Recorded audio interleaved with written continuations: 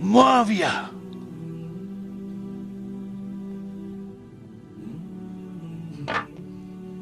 तुम्हें 2 लिबास और पेट भर के खाने से ज्यादा क्या चाहिए?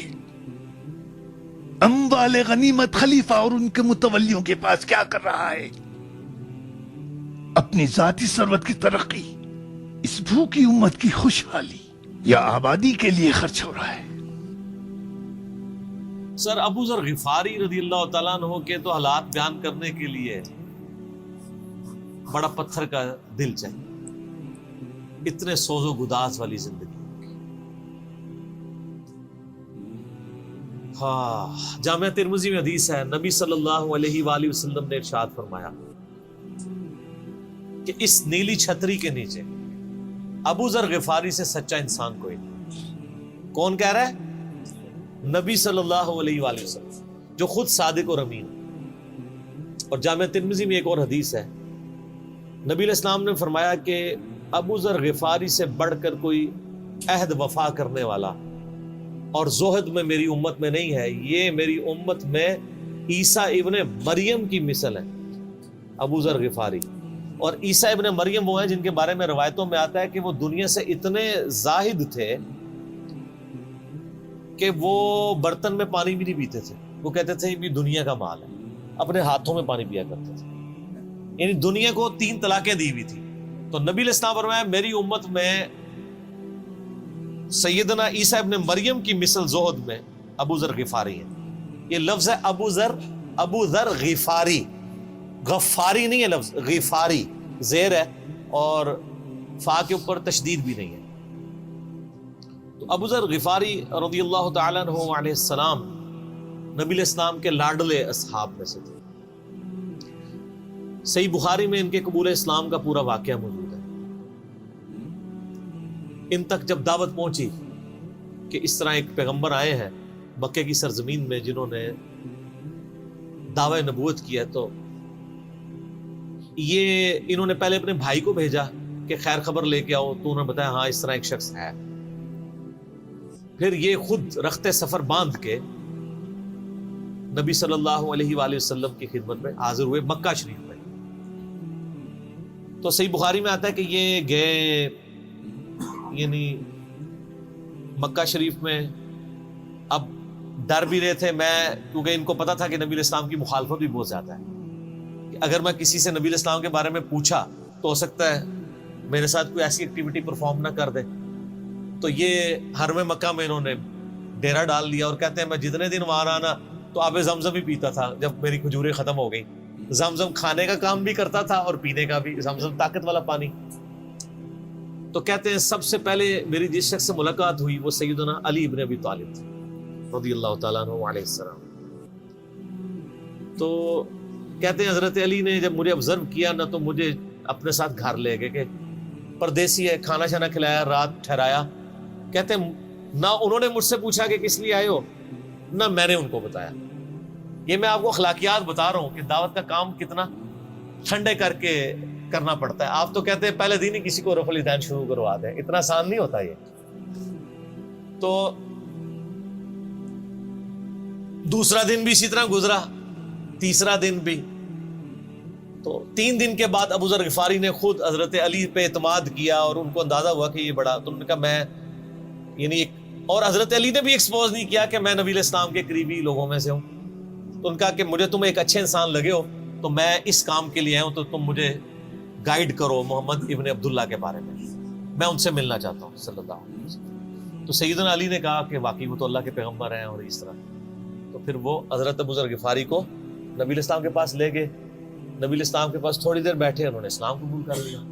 और सर इस्लाम क्या कबूल किया, इतना आला दर्जे का ईमान। नबी इस्लाम फरमाया तुम अपने कबीले में वापस चले जाओ, जब मक्के में हमारा गलबा होगा या कोई अल्लाह ताला राह निकालेगा, अभी तो जो भी इस्लाम कबूल करता है उसकी फैंटी लगती है, तो मैं कोई ना कोई तुम्हें मतलब बता दूंगा, अभी तुम अपना ईमान पोशीदा रखो, अपने इलाके में चले जाओ। उनका या रसूलल्लाह ऐसे नहीं हो सकता। वो जनाब आगे मक्के खाना काबे के अंदर आके उन्होंने कहा मैं गवाही देता हूँ कि अल्लाह एक है और मोहम्मद सल्लल्लाहु अलैहि वसल्लम उसके रसूल है। तो मुशरिकीन अरब उन पे टूट पड़े, खूब मारा। हत्ता कि अब्बास बिन अब्दुल मुत्तलिब जो उस वक्त तक मुसलमान नहीं हुए थे, नबी इस्लाम के चचा थे, لیکن چونکہ بنو ہاشم سے تھے اور بنو ہاشم آپ کو پتہ ہے متولی تھے کعبہ شریف کے، انہوں نے اپنے آپ کو ابو ذر غفاری کے اوپر گرا لیا کہ تاکہ ان کو کوئی مارے نہ. انہوں نے کہا تمہیں پتہ نہیں ہے قبیلہ یعنی غفاری قبیلے سے تعلق رکھتا ہے تو اس کے قبیلے کے لوگ آ کے یہاں پہ لڑائی کریں گے ہم سے. کیونکہ قبائلی سسٹم تھا نا، اس میں یہ نہیں دیکھا جاتا تھا کہ اس کا مذہب کیا ہے، پہلے نمبر پہ دیکھا جاتا ہے یہ ہمارے قبیلے کا ہے، تم نے ہمارے قبیلے کے بندے کو مارا ہے تمہیں نہیں چھوڑیں گے. اسی وجہ سے آپ دیکھیں نا بنو ہاشم اسلام قبول نہ کرنے کے باوجود نبی علیہ السلام کی پشت میں تو کھڑے رہے نا، اور یہ پہلے بھی ہوتا رہا. قرآن حکیم میں آتا ہے نا کہ شعیب علیہ السلام کی قوم کیا کہتی ہے کہ اے شعیب اگر تیرا قبیلہ تیرے ساتھ نہ ہوتا کب سے تیرا کام کر چکے ہوتے. اس لیے انبیاء ڈومیننٹ قبائل میں آتے ہیں جو شریف النفسی والے ہوتے ہیں، جن میں ایک سسٹم ہوتا ہے پورا. تو اور پھر جو ہے نا وہ اگلے دن پھر ابو ذر غفاری نے اس طرح کلمہ پڑھا، پھر ان کی پٹائی ہوئی، پھر حضرت عباس نے ان کو بچایا اور پھر وہاں سے یعنی وہ چلے گئے. یہ پوری حدیث صحیح بخاری میں ہے، اور بلکہ بخاری میں پورا ایک چیپٹر ہے ابو ذر غفاری کے اسلام لانے کا واقعہ. امام بخاری نے ابو ذر غفاری کا پروٹوکول یہ رکھا ہے کہ اسلام کا پورا چیپٹر بنایا ہے ابو ذر غفاری کے اسلام لانے کا واقعہ. باقی یہ درویش صفت آدمی تھی اور دنیا کو 3 طلاقیں دی ہوئی، اور وہ اس لیے کہ انہوں نے نبی علیہ السلام کو بڑا کلوزلی آبزرو کیا تھا. نبی علیہ السلام کی جتنی احادیث دنیا سے زہد اور دنیا پرستی کی مذمت پہ ہے نا، اکثر احادیث کے راوی ابو ذر غفاری. چونکہ انہوں نے نبی علیہ السلام کو بڑا کلوزلی آبزرو کیا تھا تو اس لیے وہ صحابہ کرام پہ جب دنیا کے خزانے کھول دیے گئے، اور بعض اصحاب اور بعض تابعین میں انہوں نے جب دنیا کی محبت میں غلبہ اور عیاشی کا لیول دیکھا تو ان سے وہ برداشت نہیں ہوتا تھا. انہوں تو نبی علیہ السلام کی صحبت کی ہوئی تھی. خدا بے نیاز ہے. وہ کہتے تھے یہ دیکھو یار ہم لوگ تو فاقے کرتے تھے اور ہمارا پیغمبر ہمیں یہاں تک تعلیمات دیتا تھا کہ اے اللہ محمد اور آل محمد کو بس اتنا ہی رزق دینا کہ روح اور جسم کا رشتہ برقرار رہے. یہ حدیث بخاری و مسلم میں ہے، اور بخاری و مسلم میں حدیث ہے حضرت عمر کو نبی علیہ السلام نے ڈانٹتے ہوئے کہا جب وہ چٹائی کے نشان دیکھے، ان کا یا رسول اللہ رو پڑے کہ کیسر و کسرا تو دنیا کے مزے لوٹ رہے ہیں اور آپ اللہ کے نبی. تو آپ فرمایا کہ تم اس پہ خوش نہیں کہ وہ دنیا کے مزے لوٹیں اور تم آخرت کی سعادت لوٹو. اور لگتا ہے عمر تم پہ دنیا کی حقیقت آج بھی نہیں کھلی. جن لوگوں کے سامنے یہ ساری چیزیں تھیں، جن لوگوں نے نبی علیہ السلام کا وہ پیریڈ دیکھا تھا، پھر ان کو یہ بھی پتا تھا کہ بخاری و مسلم میں نبی علیہ السلام کے جو آخری خطبات میں سے شہدائے احد کے اوپر جو نماز جنازہ آپ نے 8 سال بعد پڑھی، اور وہاں پہ آپ نے جنازے یعنی ادھر قبرستان میں خطبہ دیا عبرت کے لیے، اور اس میں کئی چیزیں تھیں. ایک تو یہ تھی کہ یہ یہاں پہ وہ لوگ دفن ہیں جنہوں نے اسلام کے لیے قربانی دی ہے اور ان کا پھل تم نے کھانا ہے. وہ دنیا سے اسی طریقے سے گئے ہیں، دفن میں نہیں دیا گیا کئی لوگوں کو. نمبر 2، اسی میدان میں مال غنیمت سمیٹنے کی وجہ سے ایک فتح شکست میں بدل گئی تھی، جبکہ اللہ کے نبی بھی موجود تھے. اللہ نے اس کا بھی لحاظ نہیں کیا اور وہ فتح شکست میں بدل گئی کہ انہوں نے مال غنیمت لپیٹنے میں نبی علیہ السلام کی حکم حدولی کر دی، تو تاکہ بعد میں یہ معاملہ نہ ہو. تو آپ کا خطبہ بخاری مسلم دونوں میں ہے. آپ نے فرمایا کہ اور حضرت عقبہ ابن عامر کہتے ہیں میں نے آخری دفعہ نبی علیہ السلام کو ممبر پہ اسی دن دیکھا تھا. آپ نے فرمایا کہ میں اللہ کی قسم اپنے حوض کوثر کو اس وقت دیکھ رہا ہوں، اللہ نے دکھا دیا. اور آپ نے فرمایا کہ مجھے یہ خطرہ نہیں ہے کہ تم میرے بعد شرک کرنے لگو، لیکن مجھے ڈر ہے کہ تم دنیا کے مال میں پھنس جاؤ گے اور پھر تم ایک دوسرے کو قتل کرو گے جس طرح اگلی قوموں نے کیا، اور تم بھی تباہ و برباد کر دیے جاؤ گے جس طرح اگلے. اس سے زیادہ کیسے آپ ڈر سناتے؟ اب یہ ساری چیزیں موجود تھیں. آپ فرمایا مجھے خطرہ یہ ہے کہ دنیا کا مال تم پہ کھول دیا جائے گا، ان قریب کیسر و کسرا کے خزانے تمہارے پاس آ جائیں گے. جو بخاری مسلم میں آتا ہے نا کہ نبی علیہ السلام نے کہا کہ مجھے اللہ نے 2 خزانے عطا کر دیے، ٹھیک ہے، زمین کی خزانوں کی چابیاں، اور جس سے وہ بریلویوں نے کچھ اور ہی قیدا بنا لیا. اس میں موجود ہے کہ کیسر و کسرا کے خزانے، یعنی آپ کو بتایا گیا کہ رومن اور پرشین امپائر جو ہے مسلمان فتح کر لیں گے یرموک اور قادسیہ کے اندر، اور مسلمانوں کے پاس وہ دولتیں آ جائیں گی. پھر آہستہ آہستہ وہ بھی اسی دنیا کی محبت کا شکار ہو جائے گی. اب یہ ساری باتیں حضرت ابو ذر غفاری کے سامنے تھی. حتیٰ کہ صحیح بخاری میں آتا ہے کہ ابو ذر غفاری کہتے ہیں مجھے دن یاد ہے کہ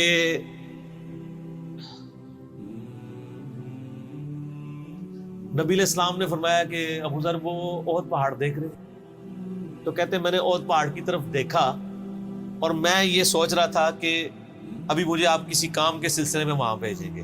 دن کا وقت تھا تو میں اپنے ذہن میں یہ اندازہ لگانا شروع کر دیا کہ کوئی کام بتائیں گے تو میں یہ پہنچ کے واپس کتنی دیر میں آؤں گا.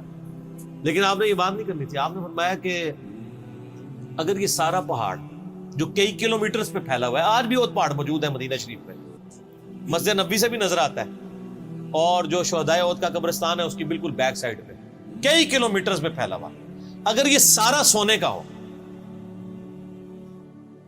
تو آپ علیہ السلام فرمایا کہ میں سب کا سب اللہ کی راہ میں فوراً شام سے پہلے خیرات کروں, اپنے پاس میں 2 یا 3 دینار ہی رکھوں صرف, یعنی جو ٹوٹل زندگی گزارنے کے سب خیرات کروں.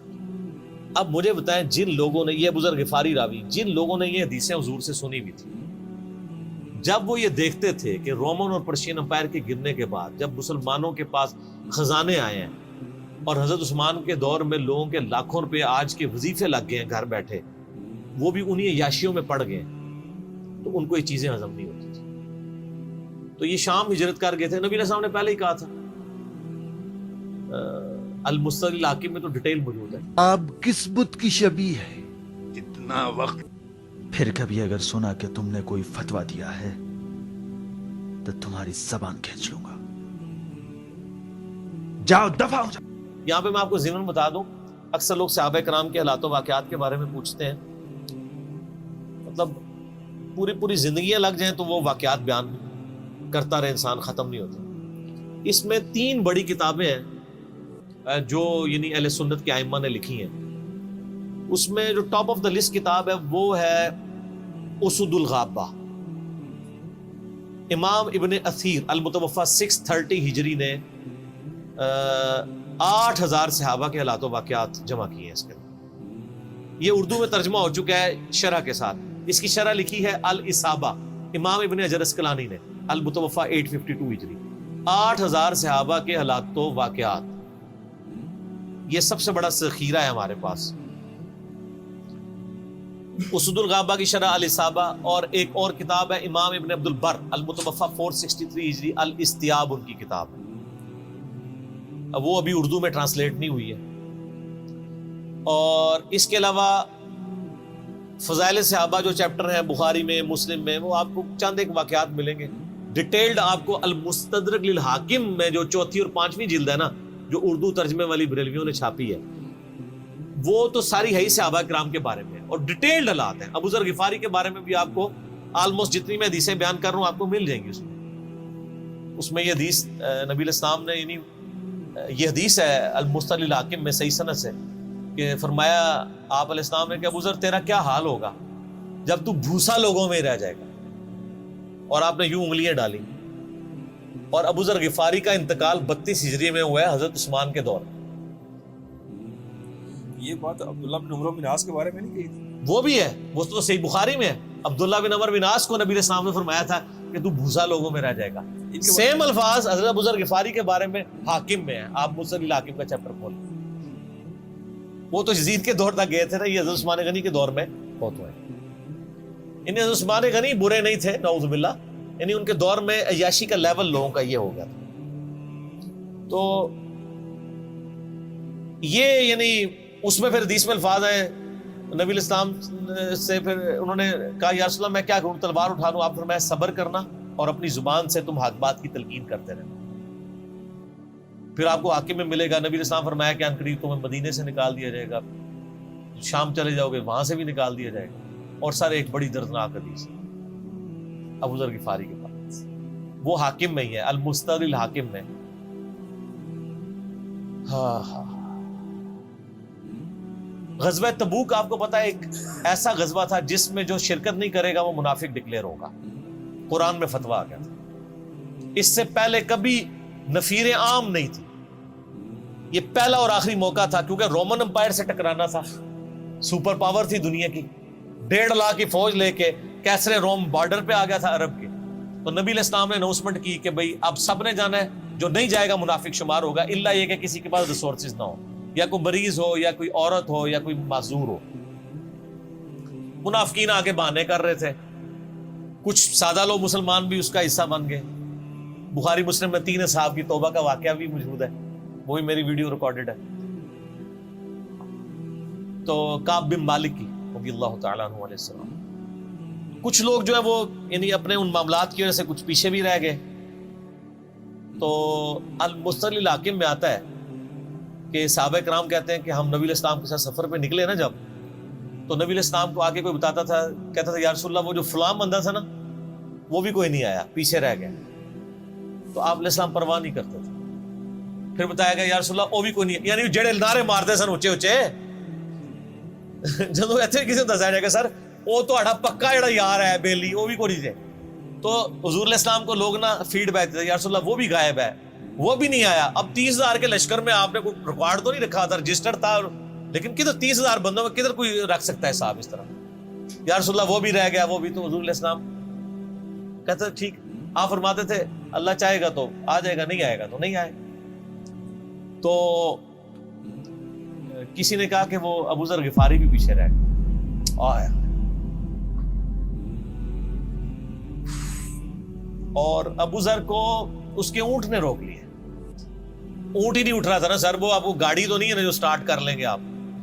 اونٹ چلنے سے انکار کرتے ہیں، وہ کر سکتا ہے. اور سر سفر کتنا ہے؟ 700 کلومیٹر. 700 کلومیٹر کا ریگستانی سفر آج کے دور میں بھی کرنا مشکل ہے. سائیکل پہ نہیں آپ کر سکتے، پیدل تو آپ سوچ بھی نہیں سکتے. اونٹ کے بغیر کیسے ہو سکتا ہے؟ جس میں آپ کو اونٹ اس لیے بھی ضروری ہے کہ اس کے اوپر آپ نے سامان لادنا ہے.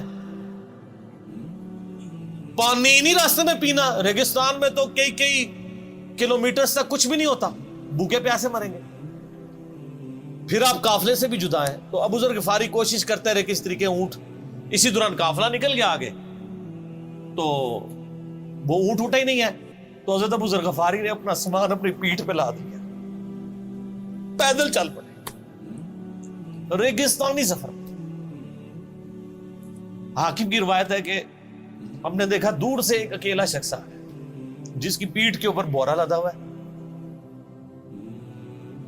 تو نبی علیہ السلام کی آپ محبت دیکھے، آپ نے فرمایا کہ تو ابو ذر ہو جا، یعنی جو آنے والا شخص ہے تو ابو ذر ہو. یعنی حضور نے خواہش کا اظہار کیا. آپ کو نظر تو نہیں آ رہا تھا یہ کون آ رہا ہے، آپ کی محبت. آپ کو پتا تھا ابو ذر غفاری نہیں رہ سکتا پیچھے. تو صحابہ کہتے ہیں آپ نے فرمایا تو ابو ذر ہو جا. تو صحابہ کہتے ہیں تھوڑی دیر بعد جب وہ قریب آئے تو ہم نے پہچان لیا ابو ذر غفاری ہیں. تو جب ہم نے پہچان لیا نا تو حضور علیہ السلام نے ان کے پہنچنے سے پہلے آپ نے فرمایا ابو ذر کو دیکھو اکیلا آ رہا ہے، اکیلے ہی دنیا سے جائے گا اور قیامت دن بھی اکیلا اٹھایا جائے گا. یہ اس حدیث کا بھی کچھ حصہ باقی ہے، میں بعد میں بیان کروں. پہلے میں اس کو کنکلوڈ کر لوں کہ صحیح بخاری میں آتا ہے کہ حضرت ابو ذر غفاری شام چلے گئے تھے. وہاں پہ چونکہ گورنر تھے حضرت معاویہ رضی اللہ تعالیٰ عنہ. وہ قرآن کی وہ جو سورہ توبہ کی آیات ہے نا، تو حضرت معاویہ کہتے تھے یہ تو اہل کتاب کے بارے میں آیات نازل ہوئی ہیں. تو وہ کہتے تھے نہیں، یہ سب کے بارے میں ہے. اب شرعی حکم یہ ہے کہ مال آپ جوڑ سکتے ہیں اگر آپ زکوٰۃ دے رہے ہیں، لیکن یہ پسندیدہ نہیں ہے. طریقہ نبوت یہ نہیں ہے. نبی علیہ السلام نہیں جوڑ سکتے تھے، پوری زندگی زکوٰۃ دینے کی نوبت نہیں آئی ہے. حالانکہ خمس ملتا تھا، خیرات کرتے تھے. ابو ذر غفاری کا جھگڑا یہ تھا کہ تم تو نبی کے اصحاب ہو، تم لوگوں کو یہ زیب ہی نہیں دیتا کہ تم لوگ اس طرح کے محلات میں رہو اور اس طرح مال جوڑو. تو اب چونکہ سینئر صحابی تھے، ان کو ہاتھ ڈالنا بھی آسان نہیں تھا. پھر نبی علیہ السلام نے فرمایا ہو کہ اس سے زیادہ سچا انسان ہی کوئی نہیں. تو حضرت معاویہ نے خط لکھا حضرت عثمان کو کہ جی اس بندے سے میری جان چھڑائے نا، اس کو آپ واپس بلائیں. حضرت معاویہ نے جب خط لکھا تو حضرت عثمان نے ان کو کہا تم مدینہ شریف واپس آ جاؤ. جان لو. مدینہ شریف جب یہ واپس آئے تو صحیح بخاری میں آتا ہے کہ لوگوں کا جھمگٹا لگ گیا ابو ذر غفاری کے گرد. لوگوں کو پتا تھا یہ تو بڑا زہد والا بندہ ہے. تو ابو ذر غفاری وہی حدیثیں سنایا کرتے تھے کہ حضور نے فرمایا یہ پہاڑ سونے کے برابر ہو تو میں خیرات کر دوں گا. جبکہ باقی صاحب کہتے تھے کہ مال جوڑنا جائز ہے اگر زکوٰۃ کوئی دیتا رہے. وہ یہ کہتے تھے کہ یار یہ تم لوگوں کو تو زیب نہیں نہ دیتا، یار تم لوگ تو یہ باتیں نہ کرو، تم لوگ نبی کی صحبت یافتہ ہو، تم لوگوں کو تو زہد ہونی چاہیے تم لوگوں کی زندگی میں. اب لوگوں کا ہجوم ان کے گرد لگ گیا اور پھر حضرت عثمان نے ان کو خلیفہ وقت بلایا اور کہا کہ یار تو خود ہی مدینہ شریف چھوڑ کے یہاں سے چل جا، تیری وجہ سے فتنہ کھڑا ہو۔ حضرت عثمان نے کہا میں نے تو نبی علیہ السلام سے سنا تھا کہ حکمرانوں کی اطاعت کرنا، صبر کر لینا۔ تو ایک زبدہ نامی کا ایک گاؤں تھا مدینہ شریف کے پاس، شہر سے ہٹ کے، تو وہ پھر وہاں پہ ہجرت کر گئے۔ آپ دیکھیں ریونج کیسا تھا، لوگ کتنے ڈرے ہوئے تھے کہ ابو ذر اپنی بوڑھا شخص 80-90 سال کا بابا اپنی ایک بڑھیا بیوی کو لے کے اس عمر میں شہر بدر ہو رہا ہے اکیلا۔ آج نہیں آپ سوچ سکتے کسی جگہ آپ اکیلے جا کے پڑاؤ کریں، کسی بیابان کے اندر، ریگستان کے اندر۔ اس زمانے میں آپ سوچ رہے، آج کل بھی آپ مدینہ شریف کے گر چلے ہیں تو آپ وہاں نہیں ایک رات بھی گزار سکتے۔ تو کوئی شخص حضرت ابو ذر غفاری کو سی آف کرنے نہیں آیا سوائے حضرت علی کے، اور وہ بھی مدینے کی باؤنڈری تک آئے۔ ان کو پتا تھا ان کے سٹانس کے بارے میں مدینے کی باؤنڈری سے باہر نہیں جاؤں، اگر مجھے کوئی اس طرح کا یعنی حکم اجازت مل جاتی تو میں تیرے ساتھ جاتا۔ ایران والوں نے حضرت علی علیہ السلام کے زندگی کے آخری 10 سال کے اوپر ایک فلم بنائی ہے، امام علی علیہ السلام۔ اس میں ابو ذر غفاری کے سارے واقعات انہوں نے فلمائے ہیں، دیکھنے والے جب مولا علی چھوڑنے آتے ہیں، پھر جو ان کی ڈیبیٹس ہوتی ہیں مدینہ شریف میں لوگوں کے ساتھ، وہ ساری انہوں نے ویڈیو میں فلما دی۔ جو تجھے کفن دے کے دفنائے گا اور جنازہ بھی پڑے گا، تو نے فکر نہیں کرنی، جب میں مر جاؤں تو میرے ماں کے ان کے مرنے کے بعد مسلمانوں کا ایک قافلہ دور سے آ رہا تھا۔ تو اسی مستقل حاکم کی حدیث میں آتا ہے کہ سر قافلہ بھی سنے پھر کون ہے؟ عبداللہ ابن مسعود۔ ابو ذر غفاری بھی زہد کے امام، ابن مسعود بھی زہد کے امام، ابو درداء بھی زہد کے امام۔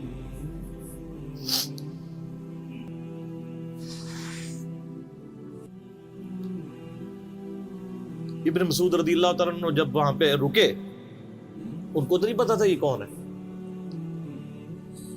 تو انہوں نے کہا بی بی کیا ہوا؟ ان کا میرا خامند مر گیا ہے۔ ان کا یہ کون ہے؟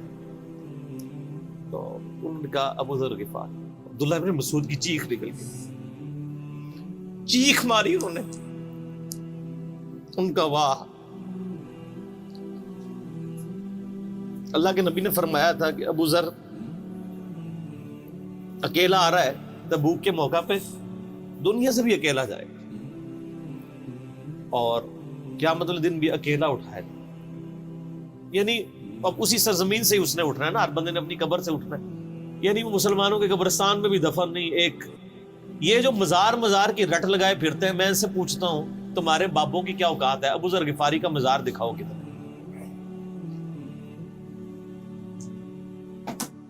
جو اس روئے ارض پہ نیلی چھتری کے نیچے سچا ترین انسان جس کو اللہ کے نبی کہہ رہے ہیں، اس کا کوئی مزار نہیں ہے۔ غریب المتنی میں مرا ہے، اس کی قبر بھی ایسی جگہ ہے جہاں مسلمانوں کے پاس قبریں بھی کوئی نہیں ہے، ایک ریگستان میں اکیلی قبر ہے، اس قبر کا بھی کسی کو نہیں پتا، اس پہ کوئی مزار بھی نہیں ہے، اور قیامت دن بھی اکیلا اٹھایا جائے گا، یعنی قیامت تک وہاں پہ کوئی قبرستان بھی نہیں بنے گا۔ ظاہر نبی علیہ السلام کی یہ بھی خبر ہے، تو کیا وہ ناکام ہو گیا؟ اگر مزارات ہی دلیل ہے کامیابی کی، تو عبداللہ ابن مسعود رضی اللہ تعالیٰ نے ان کو غسل دیا، کفن دیا اور دفنا دیا۔ یہ پوری ڈیٹیلز آپ کو المستقل حاکم میں مل جائے گی۔ تو ابو ذر غفاری ان چند شخصیات میں سے ہیں جن میں پوری امت کا اتفاق ہے ان کی نیکوکاری کے اوپر۔ شیعہ بھی ان کو بہت رسپیکٹ دیتے ہیں، اہل سنت بھی دیتے ہیں، صوفیاء کے ہاں بھی ان کو امام مانا جاتا ہے زہد کی وجہ سے۔ آپ تصوف کی جتنی کتابیں پڑھیں، چاہے امام غزالی کی ہوں، رسالہ کو شیریہ پڑھیں، اور لوگوں کو بھی پڑھنا شروع کریں، تو ابو ذر غفاری آپ کو زہد کے امام کے طور پہ ملیں گے کہ ان کی زندگی میں یعنی یہ زہد تھا، انہوں نے کس طرح کی زندگی گزاری. سر لوگ مجمع میں مرتے ہیں، ان کو یاد کوئی نہیں کرتا. اور ابو ذر غفاری کو آج بھی دنیا یاد کر رہے ہیں، ہم بھی یاد کر رہے ہیں رضی اللہ تعالیٰ علیہ السلام. اللہ تعالیٰ قیامت والے دن ہمیں ایسے نیکوکار لوگوں کا ساتھ نصیب فرمائے. آمین.